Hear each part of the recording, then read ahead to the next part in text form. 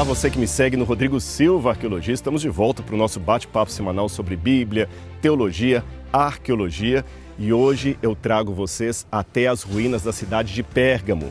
Isto, aquela mesma Pérgamo mencionada no livro do Apocalipse. Lembra que João escreveu 7 cartas às 7 igrejas da Ásia Menor e uma delas era a igreja de Pérgamo.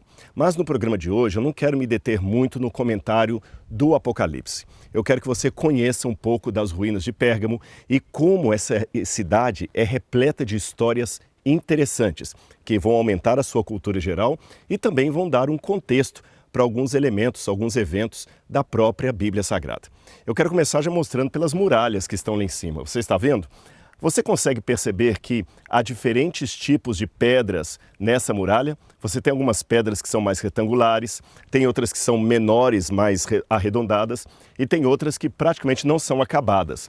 No meio aqui parece que houve um grande buraco, como se um exército houvesse atacado a cidade, e esse buraco foi remendado com outro tipo de pedra.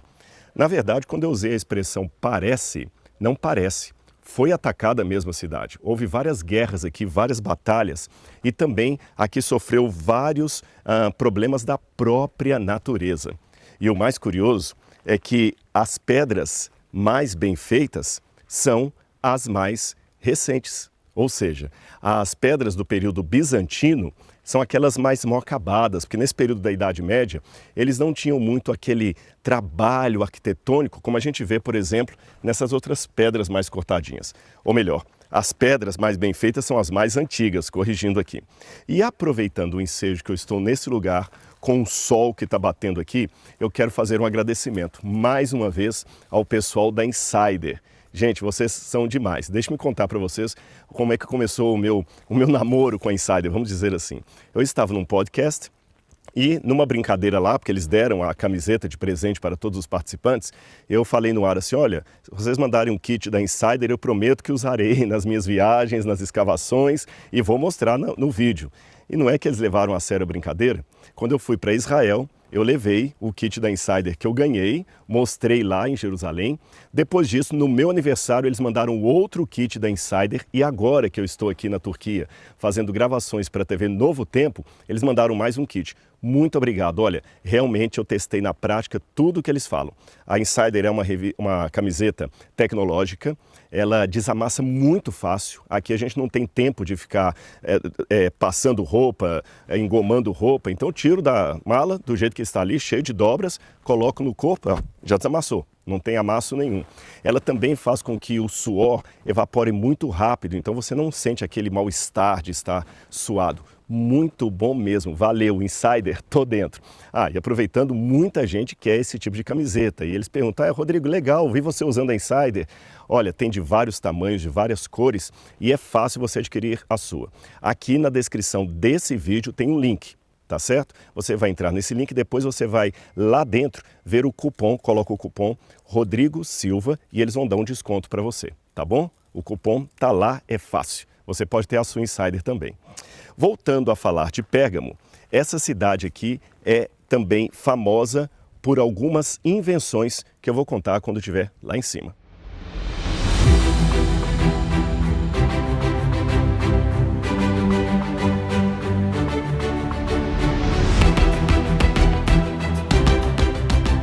Nessa parte mais elevada da cidade ficava o Palácio Real. É interessante como é que a glória humana é passageira. No passado, isso aqui foi uma grande sala, um lugar ao qual, para ter acesso, você tinha que passar por muitas burocracias, por muitas guardas e ter muitas autorizações reais. E hoje, o monturo de pedra.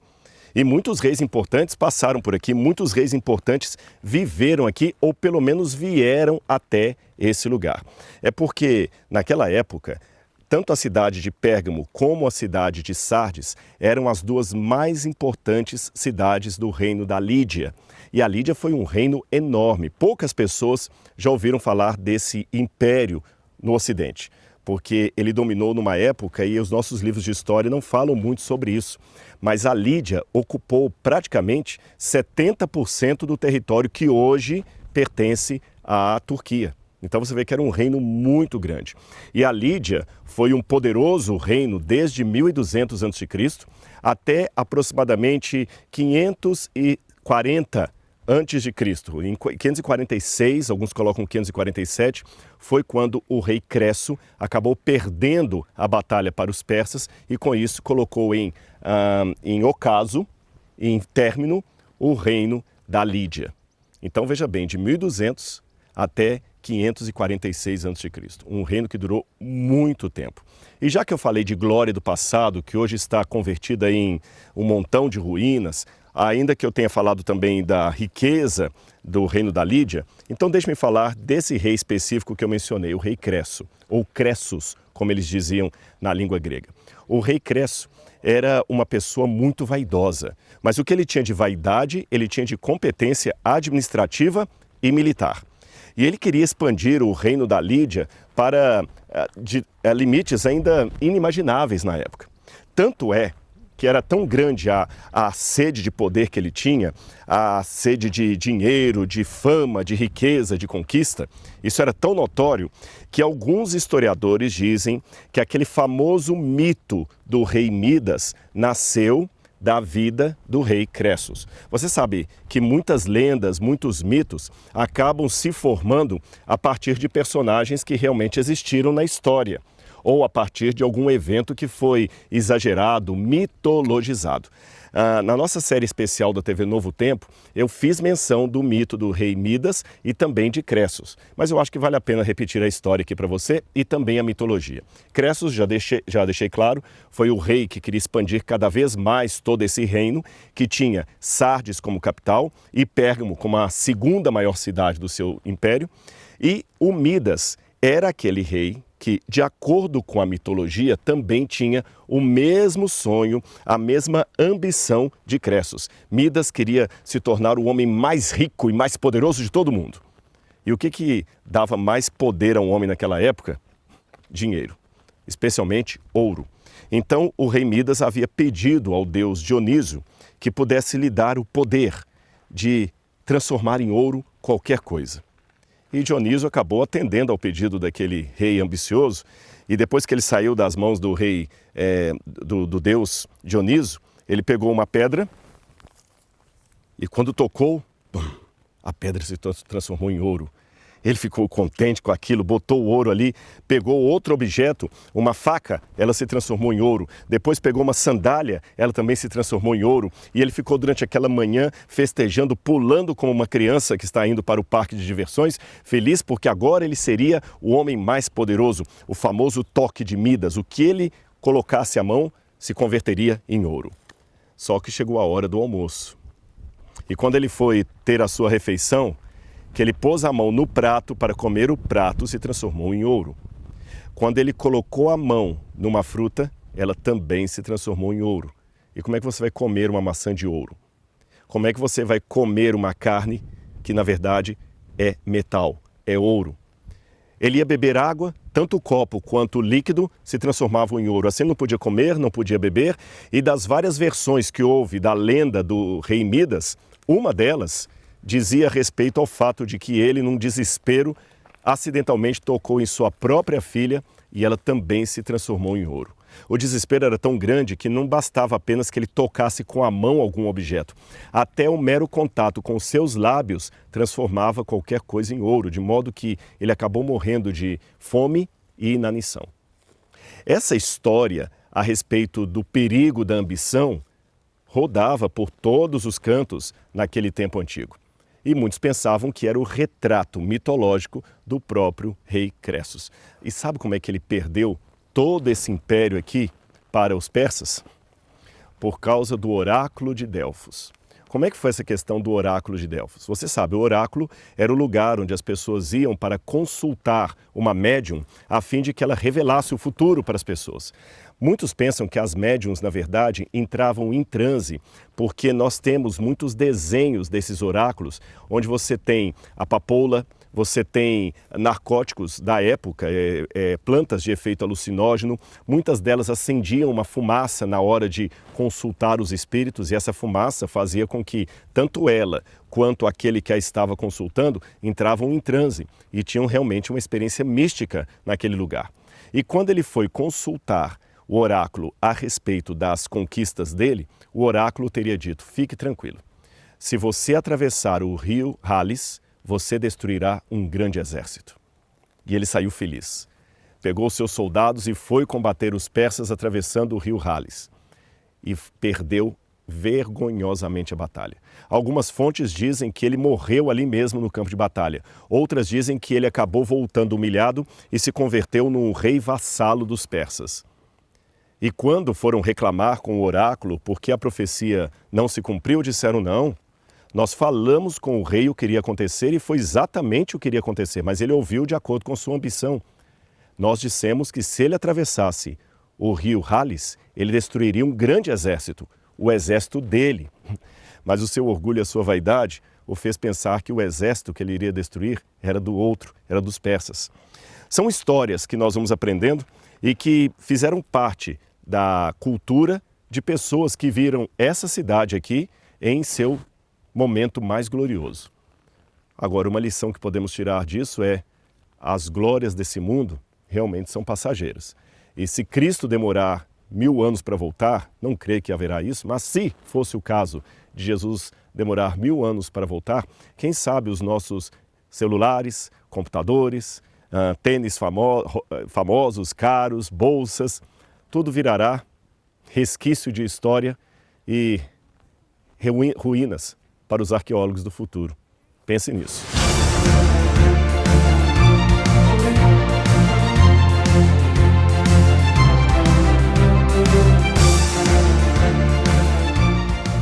Uma outra coisa importante, aliás, uma grande invenção relacionada a essa cidade e também aos reis, principalmente ao rei Cressos, foi a invenção da moeda.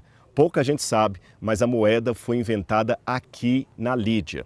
A história da invenção da moeda seria mais ou menos assim. Nos tempos antigos, quando começaram os primeiros comércios da humanidade, vamos falar lá no período do Calcolítico, o período do Bronze, eu estou falando em torno de 3000 anos antes de Cristo, quando a escrita foi inventada, naquela época o que servia de dinheiro eram pedaços de metal. Então alguém poderia dar, por exemplo, um ciclo de prata, um tanto de prata em troca de uma vaca, de um boi, de uma ovelha. E como é que eles faziam? Bom, eu quero vender a minha ovelha para você. Tá bom, eu quero comprar. Quanto você quer que eu pague na ovelha? Eu falo: olha, eu quero 20 ciclos de prata. Ele falou: tá bom, 20 ciclos de prata. Traziam as testemunhas, alguém vinha com uma balança que foi inspecionada por um juiz, era todo burocrático o processo. Então, num prato da balança, ele colocaria o equivalente a 20 ciclos de prata. E no outro prato da balança, ele colocaria a minha prata. À medida que o metal ia descendo e equilibrando, aí eu sei que eu tenho a mesma quantidade de prata, a mesma quantidade de 20 ciclos. Então aquele tanto de prata era dado para o dono do animal e aí a transação comercial era feita perante testemunhas. E assim foi por muito tempo. Quando, por exemplo, você lê na Bíblia que José do Egito foi vendido pelos seus irmãos por 20 ciclos de prata, eu já vi alguns desenhos animados, alguns filmes, colocando moedinhas, os irmãos de José recebendo moedas, pratas, pela venda de José, mas isso não faz sentido, é um anacronismo, porque não havia moeda naquele tempo. Era somente assim que o comércio era feito. Você dava uma quantidade de metal e recebia o produto que você estava comprando. Outra forma mais simples de comércio era o escambo, quando você trocava, por exemplo, uma saca de trigo por um bode, ou 2 sacas de trigo por 2 ovelhas, e assim por diante. Agora, quando você chega mais ou menos por volta de 650 a.C., aqui na Lídia, eles começam a fazer o protótipo do que seria no futuro a moeda. Ela era chamada de electrum. Electrum era uma moeda feita com liga de prata, algumas eram feitas de ouro e de electrum também, que é um tipo de metal. E essa moeda, ela tinha um leão de um lado, até os especialistas em numismática a chamam de moeda bago de feijão, porque ela parece realmente um feijãozinho assim. E vale muito dinheiro uma moeda dessa. Então essa moeda começou a servir de dinheiro. E como é que era o processo? Bom, eles faziam assim: o rei tinha estocado no reino dele muitas toneladas de ouro. Então essa moeda era uma espécie de cheque que o rei estava dando que aquele ouro do qual a moeda era feita, ou aquela prata, era de procedência porque vinha do próprio tesouro do rei. Você percebeu? Aí, com o passar do tempo, esse protótipo de moeda foi sendo aperfeiçoado até sair moedas mais ou menos como esta. É lógico que a câmera está muito longe, vocês não vão conseguir ver, mas essa aqui é uma réplica das primeiras moedas que foram cunhadas aqui, depois do Electrum, na época do rei Cressus. Ele mandou fazer essas moedas e ele colocava o próprio rosto dele na moeda para dar ainda um valor ainda mais importante para a moeda, um valor significativo. O próprio rei garantia o valor venal daquele produto. E as pessoas agora gostaram muito da invenção da moeda, porque isso eu estou falando do 6º século a.C., ou seja, recentemente, se você for olhar, 2.550 anos aproximadamente é o tempo que nós temos da invenção da moeda. É evidentemente que depois, no futuro, vieram outras formas de dinheiro, como o dinheiro em papel, o talão de cheque, o cartão de crédito, e agora já se avizinha em nosso tempo o dinheiro virtual, a criptomoeda, outras formas comerciais que não usarão mais um objeto físico para simbolizar os valores monetários, mas apenas números virtuais. Bem, como eu disse, a moeda foi uma revolução naquela época. Tão grande que as pessoas começaram agora a ter mais coragem de viajar para fazer comércio. Foi realmente algo que mudou a mente de muitas pessoas. Porque lembra, antes disso, para você levar o seu tesouro consigo, você tinha que levar ciclos e mais ciclos, ou traduzindo em nossa medida de valores, quilos e mais quilos de prata, de ouro. Agora não, a moeda já tinha um valor significativo, porque mesmo que essa moeda não tivesse 30 quilos de prata, pelo fato dela representar o tesouro do rei, ela valeria o equivalente a 30 quilos de prata.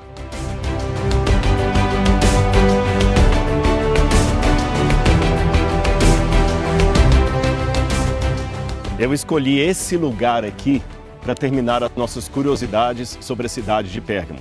Esse teatro que você está vendo aqui é considerado o teatro romano mais íngreme do mundo. Ele realmente dá a impressão que você está quase numa parede.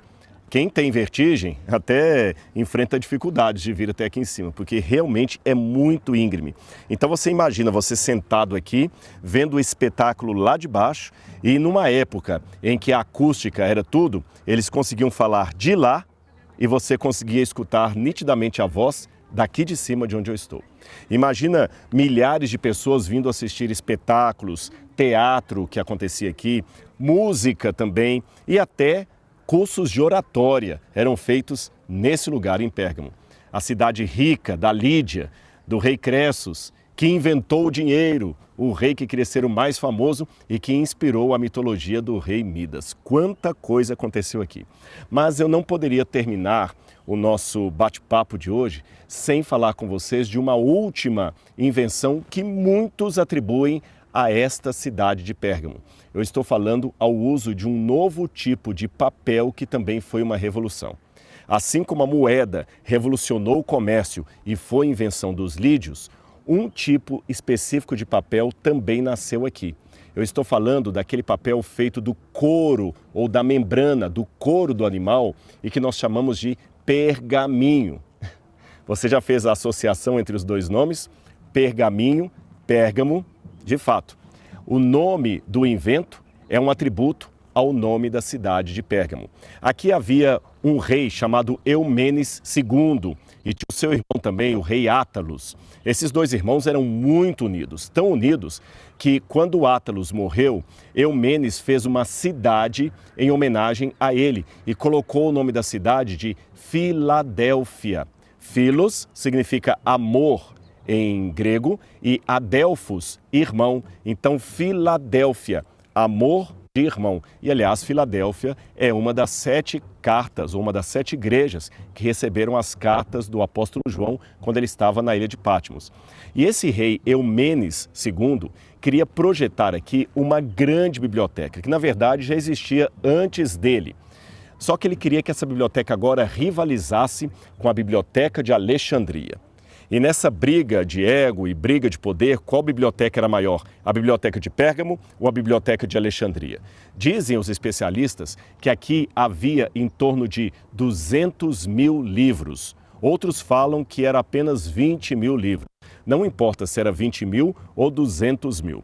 Numa ocasião em que os livros eram copiados à mão, a produção de um único exemplar custava grande soma de tempo e dinheiro.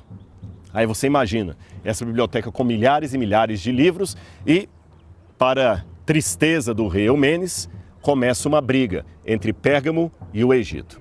Aí o Egito para de exportar para cá o papiro, que era o papel do qual eles faziam os livros. Ora, se você não tem o papiro, você não tem livros. Então, para suprimir a ausência do papiro, eles criaram esse novo tipo de papel, feito a partir do couro do animal. Eles pegavam a ovelha e depois que ela morria, é claro, tiravam o seu couro, curtiam o couro da ovelha, esticavam. Quando ele estava bem macio, eles faziam algumas adaptações ali, lixavam o couro e ele estava pronto para receber a tinta e ter ali todo o escrito transcrito para ele. Então eles pegavam aquele couro, só cortavam em quadrados, depois faziam uma grande tira, enrolavam como se fosse um rolo de pergaminho e assim você tinha um livro produzido. A bem da verdade, existem algumas evidências do uso do couro como papel antes do rei Eumenes, antes dessa época, que eu estou falando por volta de 250 a.C. Só que, ao que tudo indica, aqui ainda é considerada a origem desse tipo de papel. Quando se fala em pergaminho, se lembra de Pérgamo. E foi o pergaminho que os judeus usavam para também transcrever as cópias da Bíblia Sagrada, como nós vemos nos famosos manuscritos do Mar Morto. É muita história num mesmo lugar, não é mesmo? É muito detalhe, muita informação e tudo isso vai nos ajudando a construir não apenas o cenário antigo da humanidade, mas também o contexto que envolveu a história sagrada, aquela que está testemunhada na Bíblia. Eu espero que você tenha gostado desse conteúdo. Se você ainda não é meu aluno no curso A Bíblia Comentada, eu quero convidar você, se inscreva, seja meu aluno. Toda semana nós temos uma aula nova sobre a Bíblia, livro a livro, do Gênesis ao Apocalipse. E ali você vai ter informações de teologia, arqueologia, línguas originais, outros teólogos também participam e você ainda tem outros elementos ali que você pode aproveitar para ampliar o seu conhecimento da Palavra de Deus. A gente se encontra no nosso próximo momento aqui no YouTube, no Rodrigo Silva Arqueologia. Um abraço e até lá!